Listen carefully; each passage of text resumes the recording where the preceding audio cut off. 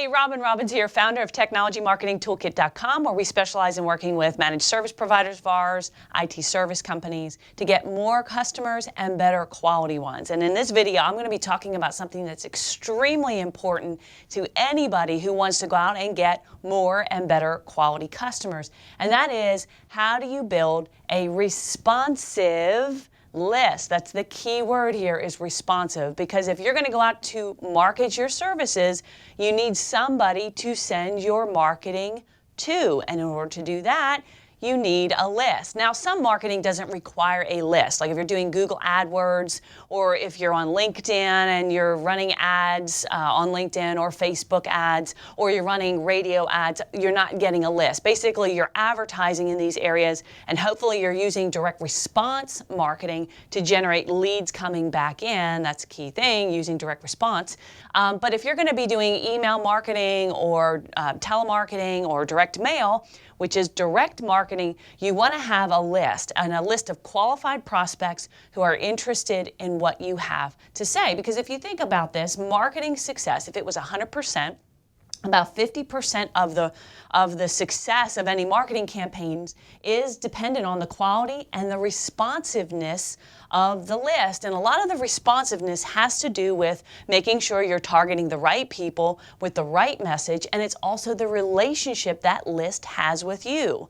25% is copy and presentation, so a design. What is copy meaning? For example, if you send out a direct mail piece, what does the letter say? Is there a good headline? Is there a good opening? Is there a call to action? That's the offer, CTAs, call to action. You got to have an offer, and then 5% are other factors. So you can see that having a really good quality list that's responsive is critical to your success, particularly in the world of email marketing, because I've worked with a lot of companies that have a big email list, but they have very, very low response rates. So they're, most in the industry, if you look around, most email broadcasts, you're going to get maybe about a 20%, 18 to 22% open rate is considered pretty good, pretty average.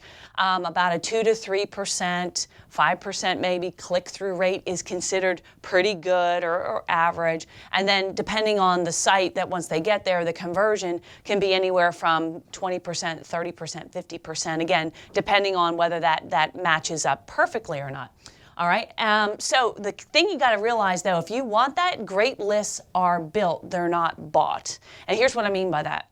A lot of IT firms, when they're looking to do marketing, they go out to Info USA, and or ZapData, or pick one, Sales Genie, some of those sites, and they buy a list and they download it, and it looks really good on paper. These people look like, oh my God, these are going to be great prospects, and they send out direct mail, or they start calling, or they might get their email address, which I don't recommend buying email addresses, and they find out they're not getting anywhere. They're not getting any response. People are basically ignoring them. So here's what you got to understand. I'm going to take a little different viewpoint that I've not really talked about lists in this way before, and this might make that light bulb go on.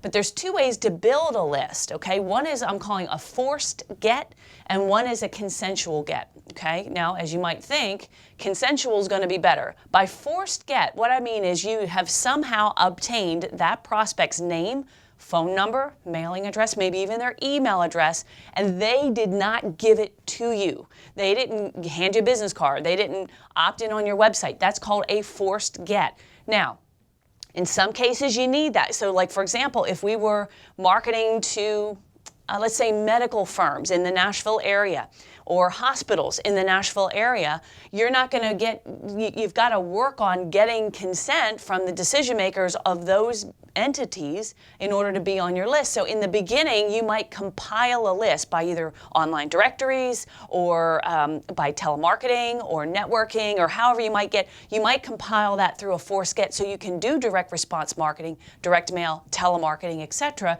to try and get their consent to, or permission, that's Seth Godin's big permission marketing, to opt into your list, and they give consent for you to communicate with them. So again, forced get is when you buy or you rent a list Telemarketing is, obviously you have a telemarketer call. If you're a client of mine, there's the cleaning and qualifying a cold script. That's an excellent list or list building script that you can get the name of the decision maker. You can find out if they're outsourcing their IT support or not. You can sometimes get their email address. LinkedIn prospecting, canvassing, and online directories and research. And all of these things combined, you can get a forced get list. In other words, just a bank of names and addresses. And again, you might have their phone number, you might have their email, you might not.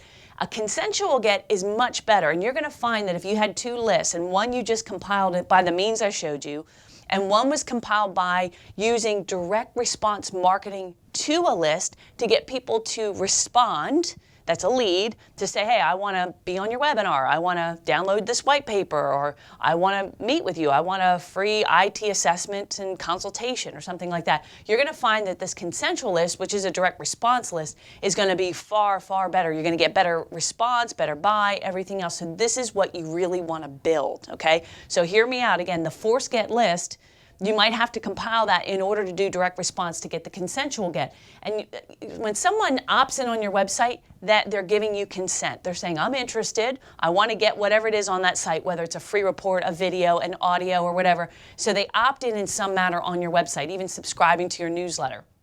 Another way is they give you their business card. So you meet them at a networking event, trade show. They give you their business card. They're saying, hey, give me a call, contact me. That's giving consent that they want to hear with you. They might register for a webinar or a seminar that you're holding, either at somebody else's venue, so they're opting in to register for your webinar that you're holding maybe in conjunction with a JV partner, or you're doing it on your own, okay? And then they respond in some manner with the intent to engage. So there might be other ways I just didn't think about as far as how they may have responded. But again, your goal is not just to build a list of names. Okay, that's step one in a lot of cases. Then what we need to do is get consent for marketing, and this goes even more so with email marketing, because I know all of you want to get an email list, right? Because the email's cheap, it's fast. You don't want to do direct mail, you don't want to do telemarketing, it costs money, I get it. But in order to get somebody's email and get them to respond, you got to get their consent, all right? And the way you do that is as follows. So first of all, you got to get crystal clear on who you want as a client, because what that's going to determine is what your marketing message is in the communications that are going out to try and get their permission, right? So you got to get crystal clear on who you want as a client. Second, you want to create a series of educational direct response marketing campaigns, both online and offline. That's that forced get list I was talking about, to entice those prospects to opt in, again, to give you their information so you can continue to market to them or engage with them in some manner. So that's what you're doing. You're using all different kinds of direct response, and that can be, again, LinkedIn, telemarketing, direct mail, radio ads, it could be trade shows, it could be canvassing, any of those things. But the marketing you send out to that forced get list should get them to respond and give consent so they can be on your house list, and they're going to be far more responsive. And then the next key is to constantly drip strategic, useful, and interesting content so you keep them engaged. Because not every prospect you meet with or engage with or that opts in or comes to a webinar is ready to buy right now. So you got to stay in touch with them, and the worst way to stay in touch with them is to be calling them saying, hey, it's Robin from the IT shop here in Nashville. We talked about a month ago about our IT services, they're really good, and I was just wondering, are you ready to buy yet? Then you wait another 30 days and, hey, this is Robin from the IT shop. Hey, it's pretty hot out there today, isn't it? Yeah, okay. Hey, I was just wondering, are you ready to buy yet? No, I'm not. That's called being an annoying pest, all right? So in order to keep that list engaged, you want to make sure that you're constantly dripping strategic, useful, interesting content to them, because even these prospects that you get on your consensual list, meaning they've consented, they want to hear from you, they want you to market to them. If you don't send interesting and useful content, they're going to opt out and they're going to ignore you. And then it's going to have the opposite effect. So it's really, really critical that when you're doing marketing, you're not just constantly doing the buy now, buy now, buy now. You're actually giving something of value. And you see me doing that. That's why I'm shooting these videos, because hopefully you're getting some value from this. Now, of course, we want to sell things. We want to sell toolkits. We want to sell seminars. We want to sell consulting and coaching. Of course, we want to do that. But if all I ever did was send you sales letter, sales letter, sales letter without offering something of value, you'd very quickly opt out. And our opt-out rates are very, very low. We have an extremely responsive list, and that's why. All right, so as a reminder, again, if you're a client of mine, here's another value add we're doing, and that is a 2-day fast implementation workshop.